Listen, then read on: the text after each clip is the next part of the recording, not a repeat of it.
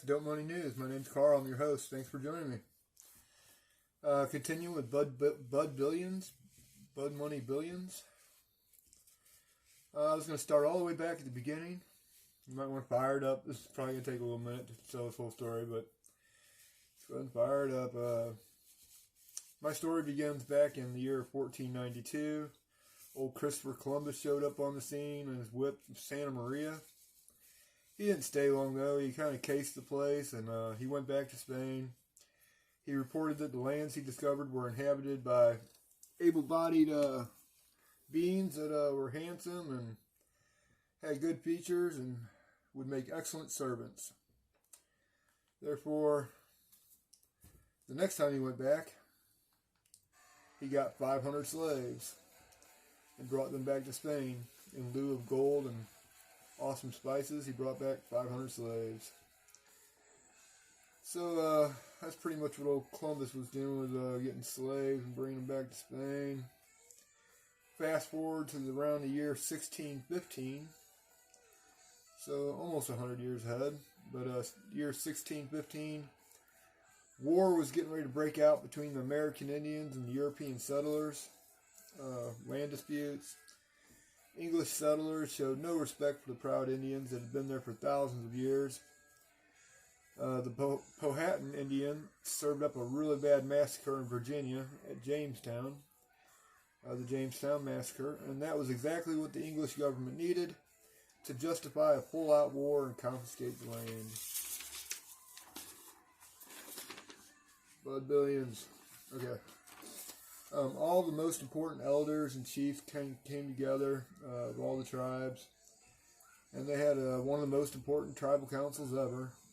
It went on for days, and they couldn't really come to a mutual agreement, though. The warrior tribes were much too proud and pissed off to surrender peacefully all their lands, and the peaceful tribal leaders just kept getting punked out by the fierce and revenge-driven warriors, so they couldn't really say two words. So there was just no agreement, and I mean, all the major tribes were there. I'm serious. It was like the Apache, the Sioux, the Cherokee, the Cheyenne, even the Blackfeet and the Arapaho. But it was the chief and head honcho of Navajos that kind of stormed out. It was a great council. He was frustrated. He hooked up with his oldest and dear friend and most important medicine man, and he was talking to him, and the medicine man said, "What can we do to help? You know, all the other medicine men, they respect me, and we'll do whatever we can to help you." Well, the great leader of the Navajos was Manuelito. His name was Manuelito, and a.k.a. also known as Bullet. He was the greatest chief ever of the Navajos. And he exclaimed, we might get our asses beat, but there's no fucking way we're going to puss out to you guys. He said, get all the other medicine men together and figure out something that'll give me new and out-of-the-box ideas, happy energy for my stressed out and overworked warriors, and maybe kind of help us forget our losses and give us a reason to want to wake up. I want it to make us smile and laugh even in the toughest times. I don't want to make it permanently insane or anything. And if someone does a little bit too much, I don't want there to be any chance they're going to overdose on it. And he says, I want it to give us excitement and energy and some other kind of the same stuff, but only that'll make us calm and relaxed and relieve pain, for after battles. I know I'm asking a lot, he said, but can it smell awesome to those that use it, but still stink to those who don't? Kind of like a skunk. An old Bullet, he was bursting. He had all kinds of ideas. He said, I don't want it to be too big like a boom cannon or anything. It's got to be something we can carry around in our pocket or in a little pouch and have with us all the time. And he said, and something that we can produce more and more, like our crops, so we won't run out of it. Something we can grow, I guess.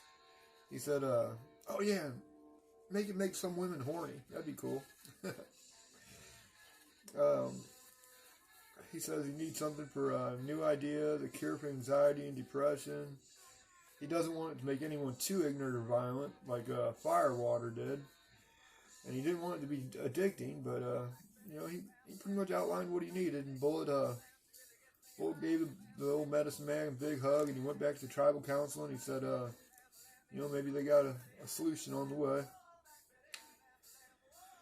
Well, the great medicine men and all the great medicine women, they got to work on it, and they chanted, and they burned incenses, and they did these dances around the fire, you know, with their feathers on, their makeup and everything, and they had these great sacred rituals, and they kept at it, and kept at it, and kept at it. And in the fall of that year, 1621, they produced the first real kind buds. They had skunky buds of sativa for energy and ideas. Body highs gave them munchies. They had the indica, which was like a purple kush for relaxation, pain relief. Sticky, skanky northern lights. Well, they gave starters to all their spirit animals to disperse throughout the lands of North America and Europe. And it was the Chickasaw and Choctaw women who figured out to hang it upside down to cure it after harvest. And at first they were cooking it and making tea out of it, you know, to derive the THC. But after it was properly dried and warriors couldn't go home every night for tea and lunch and dinner of cannabis, they figured out pretty quick that they could put it in their pipes and just smoke it. And that released the THC and got them high. And that's about it. I mean, that's pretty much where kind buds came from. I really wish the story had a happy ending, but sadly war rarely does. Indians lost the American Indian Wars, but blessed the world for time ever after. Their connections with nature, the higher powers and spirits, this is where true dank weed was derived. So hey, thanks for checking out Dope Money News. That's Bud Money Billions. We'll see you on the next one.